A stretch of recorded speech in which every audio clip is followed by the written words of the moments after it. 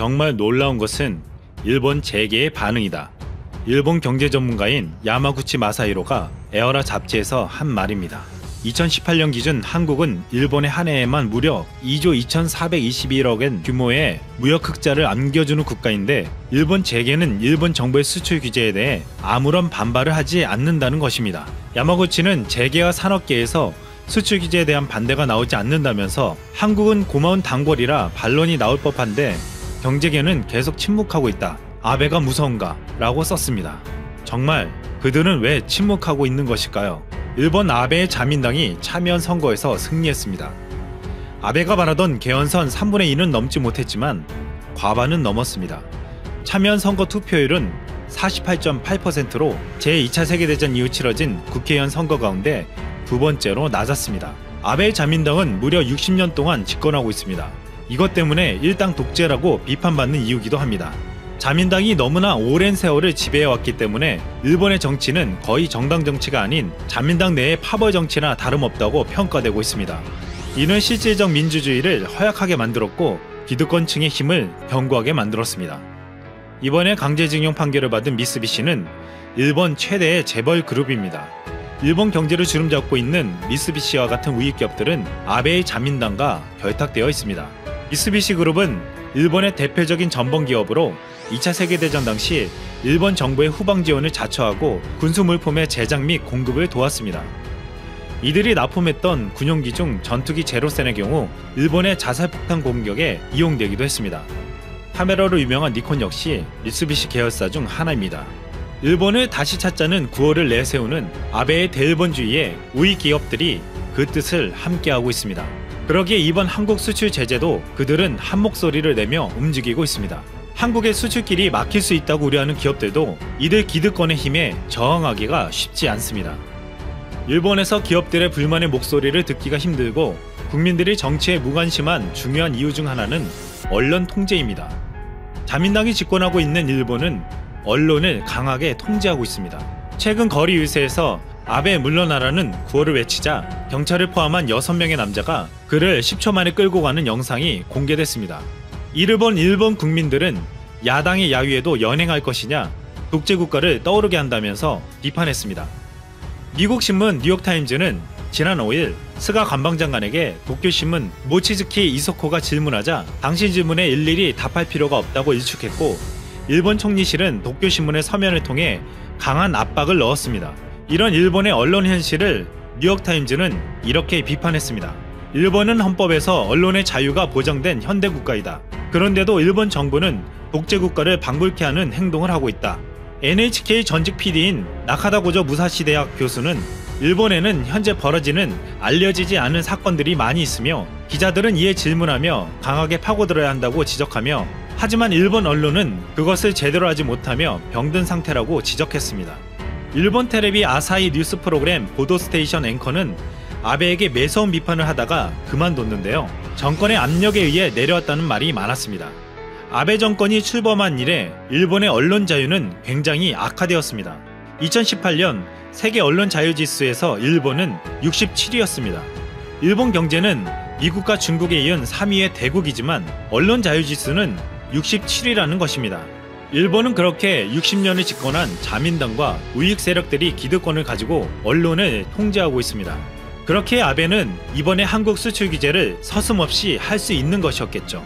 미국 블룸버그 통신은 아베에 대해 비판하면서 한국을 상대로 한 승산 없는 무역 전쟁이란 사설을 게재했습니다. 전날 참여연 선거의 승리로 아베 총리는 많은 일을 할 정치적 힘을 갖게 됐다면서 가장 먼저 할 일은 한국을 상대로 시작한 어리석은 무역 전쟁에서 일본을 구해내는 것이라고 했습니다.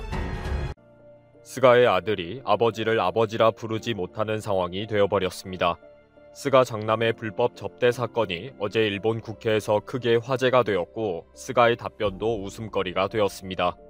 이 사건은 그냥 간단하게 넘어갈 수 없는 엄청난 가족 스캔들이고 일본 사회의 큰 병폐라고 합니다.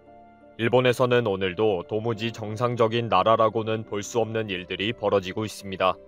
야당의 질의에 대해 스가는 엉뚱한 소리를 합니다. 아들은 벌써 40세이다. 나는 평소 거의 만나지 않는다. 우리는 서로 완전히 다른 성격이다. 라고 답변합니다. 22일 일본 국회에서는 스가의 장남이 총무성 간부를 접대한 사건이 최대 이슈가 되었습니다. 이미 알려진 대로 간부 4명 이외에 9명, 총 13명의 총무성 직원이 장남이 근무하는 위성방송회사로부터 접대를 받았다고 알려졌습니다. 이 중에 11명이 공무원 윤리 규정에 어긋나는 것으로 확인하고 24일에 징계 처분하기로 확정되었습니다. 당연히 야당은 이 불법 접대 사건을 추궁했고 스가는 아소다로 재무상과 함께 앉아서 야당의 질의를 지켜봤습니다. 스가와 아소다로는 팔짱을 끼고 활짝 웃으면서 여유있게 답변합니다. 일본의 시사 주간지 슈칸분슈는 지난 4일 스가 총리의 장남이 작년 10월부터 방송인 허가권을 가진 총무성 간부들을 접대했다고 폭로했습니다. 위성 방송 회사인 도호쿠 신샤에서 부장으로 근무하고 있는 스가 총리의 장남 세이고는 식대 지불, 택시 티켓, 고급 선물 등을 전달했습니다. 처음에 이 보도가 나왔을 때 장남 세이고와 총무성 간부들은 그냥 식사만 했다, 사업 관련 대화는 없었다 라고 전면 부인했습니다. 그러나 슈칸 분슌이 증거로 음성 녹음 자료를 공개하면서 상황이 급반전하게 됩니다. 이 음성 녹음에는 스가의 장남이 총무성의 관료들에게 특정 인물에 대한 뒷담화와 함께 위성 사업에 대한 지원 등을 청탁하는 내용까지 담겨 있었습니다. 이 음성 파일은 기자들이 접대 현장 인근 좌석에 설치한 녹음기로 녹음한 것으로 알려졌습니다. 그제서야 스가의 장남은 자세히 들어보니 내 목소리 같다, 잘못한 것 같다 라고 시인했습니다. 총무성의 아키모토 국장은 내 목소리는 맞다, 그러나 대화 내용은 전혀 기억이 나지 않는다 라고 주장했습니다. 당연히 야당에서는 장난치냐, 목소리는 맞는데 그 구구절절 대화 내용은 하나도 기억이 나지 않는다는 말이냐 라고 비판하고 나섰습니다. 언론의 취재에 쫓겨서 부랴부랴 조사에 나선 총무성은 22일 국회에서 총 13명이 39번의 접대를 받았다고 밝혔습니다. 이렇게 확인이 되고 보니 스가는 마음으로 사죄한다 라고 고개를 숙였습니다. 스가의 장남 세이고는 아버지 스가가 2006년 제1차 아베 내각에서 총무상을 할 때 총무상 비서관으로 일을 했습니다. 근무 후에 바로 위성방송 및 프로그램 제작 사업을 하는 도쿄 신샤에 입사를 합니다. 이 기업은 총무성으로부터 인가를 받아야 하는 위성방송 채널 3개를 가지고 있고 세이고는 이 채널의 임원으로 스카웃된 것입니다. 당연히 기업은 세이고를 통해서 방송 사업이 잘 되도록 총무성 인맥을 활용하기 위해 스카웃한 것이 뻔한 의도로 보입니다. 야당에서는 이번 사태는 아베의 각해 학원, 모리토모 학원 스캔들과 동일한 문제이다 라고 비판합니다. 아베가 부당한 영향력을 행사해서 특혜를 주었던 사건과 다르지 않다는 것입니다. 동양경제는 스가 장남의 불법 접대 의혹은 아베의 모리토모 사건 이상으로 심각한 범죄이다 라고 지적했습니다. 스가는 국회에서 나는 아들과 성격이 다르다, 연락을 안 하고 있다, 다른 인격이다 등의 발언을 했지만 이것은 아베보다 더 나쁜 가족 스캔들이라는 것입니다.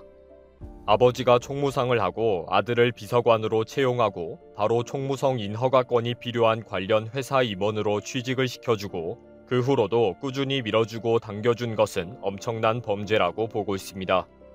스가가 열중하는 DX는 골칫거리 아들 트랜스포메이션이 일본의 멸망을 가속화시킨다 라는 제목의 기사가 화제가 되고 있습니다. 다나카 시니치로 치바 대학 교수가 쓴 이 칼럼은 일본의 총체적인 문제점을 정확하게 짚고 있습니다. 최근 일본에서 유행하고 있는 단어인 DX는 디지털 트랜스포메이션의 약자입니다. 그동안 일본이 디지털 시스템에 워낙 뒤처져 있다 보니 이번 C19 사태에 도장과 종이 문화의 구태의연한 꼴이 전 세계에 폭로가 되었습니다. 그래서 우리도 디지털 기술을 사용해보자 라고 해서 디지털 청도 만드는 등의 호들갑을 떨면서 유명해진 단어입니다. 그런데 스가는 이 DX가 도라, 자식 트랜스포메이션이었다고 비아냥하는 기사입니다. 국가를 디지털화하라고 했더니 못난 자식을 위해서 총무성과 일본 국가를 이용하는 꼼수만 쓰고 있다는 비난입니다. 아들이 총무성의 인허가권과 관련된 회사에서 근무하도록 하고 그동안 총무성 간부들과 수십 차례 회식하고 선물을 주고받도록 지원해줬다는 거죠. 대학을 나와서 일정한 직업도 없어서 빈둥거리던 장남을 총무 대신 비서관으로 채용하면서 직업을 주고 의원 사무실에 연락 업무를 하면서 먹고 살게 해주었다고 지적합니다. 또 적당히 경력을 쌓은 후에 바로 퇴직해서 총무성에 도움이 필요한 회사의 임원으로 취직하도록 도움을 줬다는 거죠. 그리고 이 골칫거리 장남은 꾸준히 총무성 간부들과 접대성 회식이나 하면서 선물을 전달하는 술상무 역할을 방관하고 지원까지 해줬다는 것입니다. 이 기사에서는 결국 스가 정권의 DX는 골칫거리 아들 잘 먹고 잘 살도록 부지런히 변화 시스템을 만들어주는 것이라고 비난하는 것입니다. 결국 스가는 일본을 능력이 없어도 경험이 없어도 노력하지 않아도 유력 정치인과의 인맥만 있으면 행복한 세월을 보낼 수 있는 사회로 철저히 변혁시키는 일에 더 힘을 쏟고 있다고 지적합니다. 자민당에는 스가의 장남 같은 케이스가 너무 많은데 거의 대부분 지역구 의원 사무실에 근무하면서 이권을 챙기는 업무에 가장 우선적으로 일하고 있다고 합니다. 그렇게 인맥과 이권을 챙기면 가족이나 인맥의 지원을 받아 국회의원 선거에 출마하고 또 그렇게 국회의원이 된다는 것입니다. 결국 자민당에는 상당수의 도라 아들들이 많으며 도라 아들에 의한 도라 아들에 대한 자민당이라고 비난합니다. 다나카 시니치로 치바대학 교수는 결론을 내리면서 일본은 먼저 민주주의를 발전시켜야 한다.